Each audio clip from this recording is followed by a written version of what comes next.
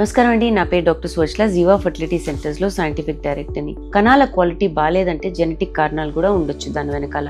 అవి మీకు పుట్టుకతో రావచ్చు, లేదా రాను రాను కూడా జెనెటిక్ అబ్నార్మాలిటీస్ డీనోవో అవుతాయి. అంటే వీటి వల్ల స్పెర్మాటోజెనిసిస్ బాగుండకపోవడం, హార్మోన్ ప్రొడక్షన్ బాగుండకపోవడం, టెస్టిక్యులర్ ఫంక్షన్ లేదా స్పర్మ్ స్ట్రక్చర్ బాగుండకపోవడం అనేది జరుగుతుంది. సో ముఖ్యంగా ఇవి చాలా కేటగిరీస్ లోకి వస్తే వన్ బై వన్ చూద్దాం. Chromosomal abnormalities. First Klinefelter syndrome అని ఉంటుంది. 47XXY chromosomes. ఇది చాలా కామన్ క్రోమోజోమల్ అబ్నార్మాలిటీ. మేల్ ఇన్ఫర్టిలిటీకి పెద్ద కారణం. ఇందులో ఎక్స్ట్రా ఎక్స్ క్రోమోజోమ్ ఉండడం వల్ల టెస్టిక్యులర్ డెవలప్మెంట్ సరిగా అవ్వకపోవడము, ఫంక్షన్ సరిగా చేయకపోవడం అనేది జరుగుతుంది. నార్మల్ పురుషుల్లో 46XY ఉండాలి. ఈ పురుషుల్లో 47XXY ఎక్స్ట్రా ఎక్స్ క్రోమోజోమ్ ఉంటుంది. దీనివల్ల ఏంటంటే స్మాల్ ఫర్మ్ టెస్టిస్ ఉండడం, లో టెస్టోస్టెరాన్ ఉండడం, హై FSH-LH రేషియో ఉండడం, అజూస్పర్మియా లేదా సివియర్ ఒలిగోజూస్పర్మియా అనేది ఉంటుంది. మొజాయిక్ క్లైన్ఫెల్టర్ అని ఉంటుంది. అంటే కొన్ని సెల్స్ 46XY నార్మల్ ఉంటాయి, కొన్ని సెల్స్ 47XXY ఉంటాయి. ఈ పురుషుల్లో ఏంటంటే నార్మల్ సెల్స్ స్పర్మ్ ప్రొడ్యూస్ చేస్తాయి. అందుకనే స్పర్మ్స్ మనం టీసా చేసి కూడా, టీసా అంటే టెస్టిక్యులర్ ప్రొసీజర్ చేసి కూడా తీసుకోవచ్చు. ఇంకా సెక్స్ క్రోమోజోమ్ అబ్నార్మాలిటీస్ ఉంటాయి. కొన్ని 47XYY ఎక్స్ట్రా ఉండడం, లేదా 46XX మేల్. ఇప్పుడు 46XX మేల్ ఏంటి అంటే SRY జీన్ వచ్చి ఈ 46XX మేల్ లో ఉండడం వల్ల మేల్ ఫినోటైప్ అంటే చూడ్డానికి ఉంటారు కానీ స్పర్మ్ ప్రొడక్షన్ ఉండదు. కొన్ని స్ట్రక్చరల్ క్రోమోజోమల్ అబ్నార్మాలిటీస్ ఉంటాయి. అంటే క్రోమోజోమ్ లో ఆకారంలోనే ప్రాబ్లం ఉండడం, ట్రాన్స్లోకేషన్స్ అంటారు. దీనిలో రాబర్ట్సోనియన్, రెసిప్రోకల్ అని ఉంటాయి.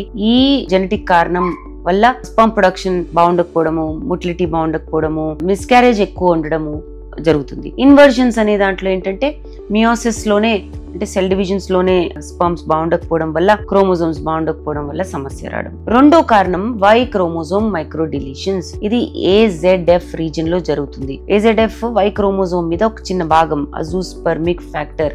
ఇది చాలా ఇంపార్టెంట్. 10 నుంచి 15% సివియర్ ఒలిగోజూస్పర్మియా, అజూస్పర్మియా కేసెస్ లో ఇది కారణం కావచ్చు. ఈ AZF రీజన్ చిన్న చిన్న భాగాలు లేకపోతే సమస్యలు రావచ్చు. AZF-A లేదనుకోండి, సర్టోలీ సెల్స్ ఉంటాయి, అంటే స్పర్మ్ ప్రొడక్షన్ అవ్వదు. AZF-B ఉందనుకోండి, స్పెర్మాటోజెనిసిస్ అరెస్టెడ్ ఉంటుంది. AZF-C మ్యూటేషన్ ఉందనుకోండి, అలాంటప్పుడు కొన్ని స్పర్మ్స్ ఉంటాయి, మేబీ బయాప్సీ చేసి, TC చేసి మనం ఇవి తీసుకోవచ్చు. ఈ డిలీషన్స్ పురుషుల్లోనే ఉంటాయి కదా, అలాంటప్పుడు అబ్బాయి పుడితే గనుక ఈ ప్రాబ్లమ్స్ అబ్బాయి కూడా వెళ్లే అవకాశాలు చాలా ఎక్కువ ఉంటాయి. మూడో కారణం సింగిల్ జీన్ మ్యూటేషన్. ఇందులో CFTR జీన్ మ్యూటేషన్ అని ఉంటుంది. సిస్టిక్ ఫైబ్రోసిస్ అంటారు. దీనిలో ఏంటంటే bilateral congenital absence of vas deferens, CBAVD అంటారు. ఈ నార్మల్ స్పర్మ్ ప్రొడక్షన్ అవుతా ఉంటుంది ఈ పురుషుల్లో, కాకపోతే బయటికి స్పర్మ్స్ రావు. ఎందుకంటే వాస్ట్ డిఫరెన్స్ అనే ఒక బ్రిడ్జ్ లేదనుకోండి, ఒక చిన్న భాగం, అందుకని కణాలు బయటికి రావు. సో ఈ సిస్టిక్ ఫైబ్రోసిస్ ఇద్దరు పార్ట్నర్స్ లో ఉంటే కూడా చాలా సమస్య. ఇద్దరిని చెక్ చేస్తే మంచిది. నెక్స్ట్ ఇందులోనే ఆండ్రోజన్ రిసెప్టార్ జీన్ మ్యూటేషన్ అని ఉంటుంది. దీనిలో ఆండ్రోజన్ ఇన్సెన్సిటివిటీ సిండ్రోమ్ కామన్. ఇందువలన ఏంటంటే ఆండ్రోజన్ సిగ్నల్స్ పట్టుకోవడం చేత కాక స్పెర్మాటోజెనిసిస్ అవ్వకపోవడం. Next gene mutation NR5A1.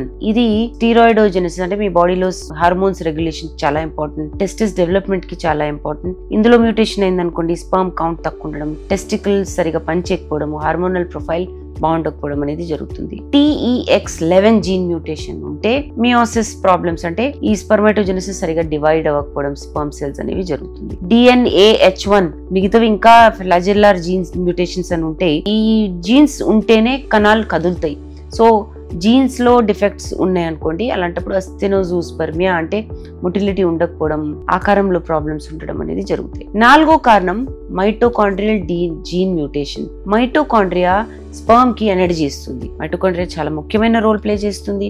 ఈ మైటోకాండ్రియాలోనే మ్యూటేషన్స్ ఉన్నాయనుకోండి, అలాంటప్పుడు ఎనర్జీ ఉండకపోవడం వల్ల మొటిలిటీ తగ్గిపోవడం, ఈ తగ్గడం వల్ల ఫర్టిలైజేషన్ కెపాసిటీ కూడా లేకపోవడం అనేది జరగచ్చు. ఐదో కారణం పాలిమార్ఫిజం ను ఎపిజెనెటిక్ చేంజెస్ అంటారు. జీన్స్ లో వేరియేషన్స్ అయినాయి అనుకోండి, MTHFR, FOLR1, GSTM1 ఇవన్నీ అయినప్పుడు స్పర్మ్ DNA ఫ్రాగ్మెంటేషన్ అవ్వడము, ఆక్సిడేటివ్ స్ట్రెస్, మిథైలేషన్ ప్యాటర్న్స్, అంటే ఇవన్నీ స్పర్మ్ డెవలప్మెంట్ కి క్రిటికల్. సో జెనెటిక్ టెస్టింగ్ లో ఏం చేస్తారంటే, ముందుగా ఏంటంటే ఎవరెవరికి చేస్తారు, అజూస్పర్మియా, సివియర్ ఒలిగోజూస్పర్మియా ఉందనుకోండి, లేదా వాస్ట్ డిఫరెన్స్ అబ్సెంట్ ఉందనుకోండి, ఫ్యామిలీ హిస్టరీ ఉంది, ఇన్ఫర్టిలిటీ లేదా మిస్క్యారేజ్, పొద్దాక రీకరెంట్ ప్రెగ్నెన్సీ లాస్ అవుతుంది అనుకోండి, అలాంటప్పుడు క్యారియోటైపింగ్ చేయించుకోవడం మంచిది. పార్ట్నర్స్ కి ఎలానో ఎన్నో పరీక్షలు చేస్తారు, బట్ హస్బెండ్ లో Y క్రోమోజోమ్ మైక్రో డిలీషన్స్ ఉన్నాయా లేదా అనాలిసిస్ చేసుకోవాలి. CFTR మ్యూటేషన్ స్క్రీనింగ్ చేసుకోవాలి. అడ్వాన్స్డ్ జెనెటిక్ ప్యానలింగ్ అని ఉంటుంది, WES లేదా టార్గెటెడ్ జీన్ ప్యానెల్ అని, అలాంటప్పుడు కూడా కొన్ని ఇన్ఫర్మేషన్స్ బయటకు వచ్చినప్పుడు మనం ఒక నిర్ణయం తీసుకోవచ్చు. అఫ్ కోర్స్ అన్ని అందరికి చేయరు, సెలెక్ట్ కేసెస్ లోనే ఇవి చేయడం జరుగుతుంది. దీని గురించి ఇంకా వివరాల కోసం తప్పకుండా జీవా ఫర్టిలిటీ సెంటర్స్ కి వచ్చేయండి. Thank you.